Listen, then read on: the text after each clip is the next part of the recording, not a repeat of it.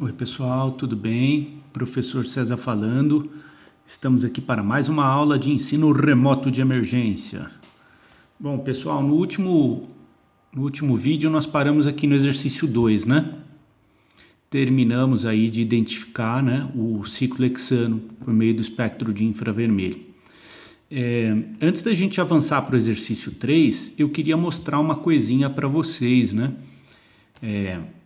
Então, eu vou pegar aqui um outro slide. Pegar aqui, por exemplo, o espectro de infravermelho do heptino, da substância chamada heptino. Então, tá aqui o espectro dele, né? De infravermelho, cheio de rabiscos. E eu queria mostrar para vocês o seguinte: dependendo do tipo de material que eu tenho para consulta, né, eu consigo ir no detalhe de cada estrutura, de cada vibração de cada estrutura, né? Então, cada vale desse daqui está associado a um modo de vibração numa determinada frequência de uma determinada estrutura. E eu consigo perceber isso no detalhe, ó. Então, por exemplo, essa daqui é a região da impressão digital, ó, pintadinha em vermelho. Uma comparação dessa região com o espectro de referência do heptino identificará positivamente a amostra, né? Então, esse pico aqui, ó, esse vale muito profundo e fino, está ligado a um determinado tipo de movimento de uma determinada estrutura, né? Então, e ele tem uma forma muito particular, que é aguda e tudo mais, né? Então, ó, olha só, eu consigo verificar, olha, então essa parte que está em vermelho aqui está associado também a um tipo de estrutura e a um tipo de movimento, né? Tá? Então, eu consigo ir no detalhe, aí, ó. Então, ó, esse outro vale de vermelho aqui que eu pintei, ó, também está associado a um determinado estrutura. Só que se a gente vai muito no detalhe, que nem eu estou fazendo agora, ó, fica improdutivo, né? Fica muito ruim. Olha lá, ó. Cada tipo de vale está associado com um determinado tipo de estrutura e um tipo de movimento, olha lá, ó. Tá? Eu não vou nesse detalhe. Alguns picos são característicos, que nem esse daqui a gente vai aprender a olhar para ele, né? Agora esse aqui que é, ó, esse vale aqui que é muito característico, que na verdade é uma somatória de vários picos, olha, ele é uma somatória de 1, 2, 3, 4 estruturas, ó. Não precisa ir no detalhe, tá? Olha lá, ó. Olha só, cada piquinho desse, olha só, ó. Tá vendo? Está associado com um tipo de estrutura. Depois você pode olhar. Ah lá, mudou. Olha, eu posso ir no detalhe ali, ó. Cada vale desse daí está associado com uma estrutura. Ah lá. Tá? Quando eu tenho um material muito detalhado e que me permite verificar cada um desses vales, eu consigo me aproximar muito da minha estrutura que eu estou analisando. E quase, dependendo da estrutura, até posso bater o martelo sobre qual substância que está ali dentro do infravermelho, tá? Mas não é esse o propósito. Acho que analisando dessa forma, no detalhe, fica absolutamente improdutivo, tá? O ideal é que a gente consiga trabalhar com os espectros de infravermelho, RMN e massa conjuntamente, de modo a fazer análise qualitativa. Beleza? Só quis mostrar para vocês que dá sim para a gente trabalhar de uma forma mais detalhada. Bom, então vamos continuar com os nossos exercícios. Vamos lá para o exercício 3, tá? Aqui, isso aqui nós já fizemos, o 3. Vamos lá. Então, primeiro passo, ó. Passa um risco em 3.000 e passa um risco em 1.500. Vamos lá, vamos fazer junto. Aqui, ó. Passei um risco aqui em 3.000, passei um risco em 1.500. Ó, começa a aparecer a estruturinha aqui, ó. Tá aparecendo um pico depois de 3.000 aqui e tá aparecendo esse picão aqui depois de 1.500, né? Então já não temos aqui um espectro tão limpo, hein, gente? Olha, o espectro aqui ele tá saindo mais poluidinho. Lembrando que a gente vai partir dos mais simples para os mais complexos. Vamos analisar esse espectro, então? Preciso ir no detalhe e verificar cada pico que nem eu mostrei anteriormente? Não, não preciso. Certo? Eu tenho que ter uma estratégia de ataque, senão eu me perco inteirinho. Ó, o espectro de massa me diz que é um C6H12. Tá? Ele me dá a fórmula molecular. Eu posso ir em cada um desses picos aqui, ó, eles estão detalhados aqui nessa tabela. Preciso ficar olhando cada um dos piquinhos? Não. Ó, então vamos lá. Vem com o tio que você passa de ano. Olha lá. Ó. Depois de 3.000, tem esse pico aqui, ó. Que pico que é esse daí? Vamos olhar. Vamos olhar na tabelinha lá com o tio. Ai, ai, ai. Vamos lá.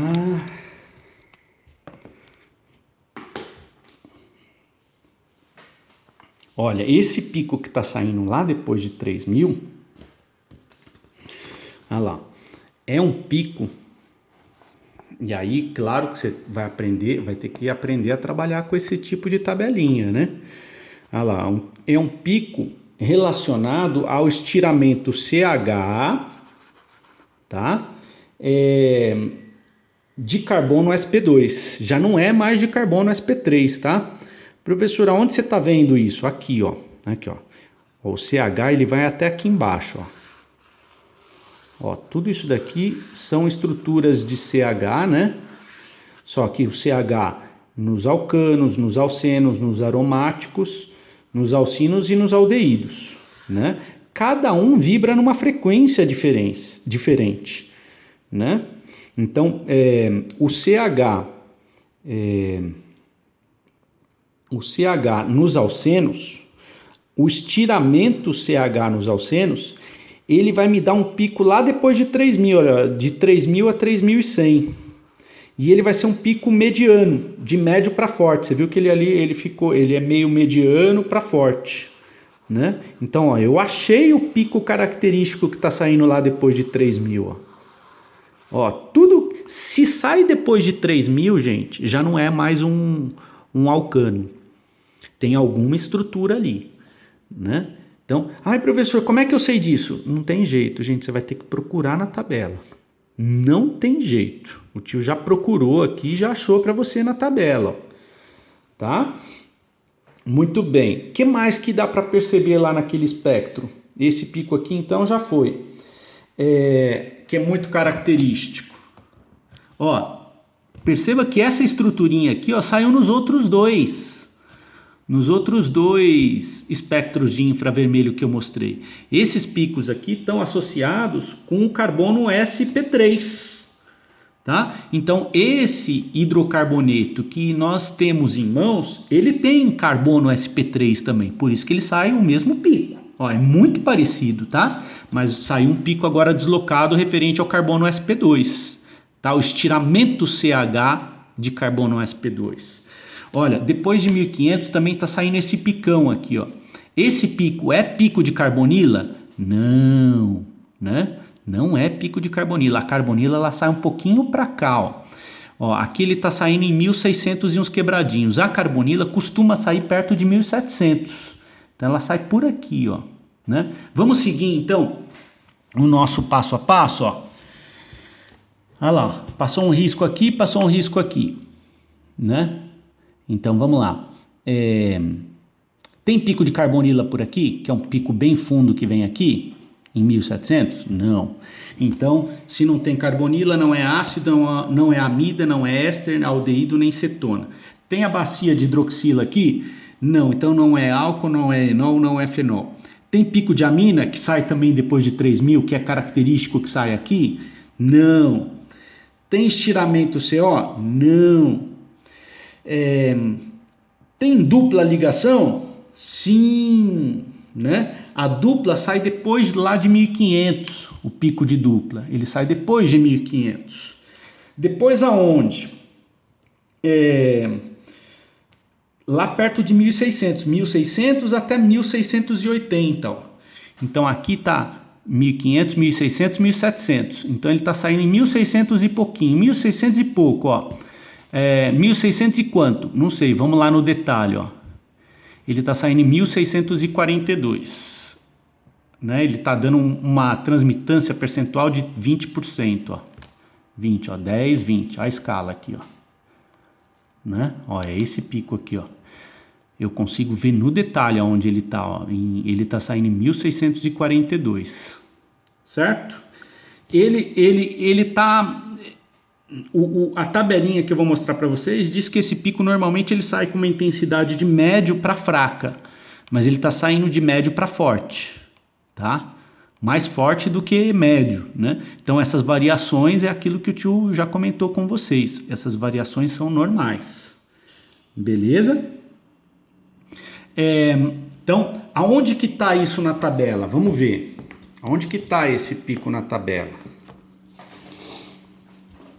Olha lá. Vamos ver ele aqui. C dupla C para os senos. Vamos lá, ele está saindo lá em 1600 e pouco, né? Cadê ele? Olha lá. C dupla C, né? Ó, o movimento, ó, de estiramento C dupla C, que é esse movimento aqui, ó. Ele tem uma vibração numa frequência de 1680 de 1600, ele pode sair lá entre 1600 e 1680, e ele vai ter uma força de média para fraca, né? Ali perto de médio, fraco, ali ele está saindo de médio para forte. Essas variações são normais. Tudo bem, gente? Todo mundo conseguiu compreender? O pico de SP3, de carbono SP3, que está saindo lá perto de 3.000, ele sai de novo, ó, ele está lá. Ó. O estiramento do CH de carbono SP3, ele sai lá entre 2.850 e 3.000, ó. Estiramento em alcanos CH. Ali é um alceno, né? Mas a estrutura de alcano, que é o CH que está no alcano, está lá também, porque ele tem 6 carbonos, né? Esse pico ele vai sair ali perto de 3.000 e um pico de intensidade forte, ó. Ele está aqui, ó. Ele está aqui, ó, né? Então é a mesma estruturinha, beleza, gente? Então o que a gente percebe aqui, ó?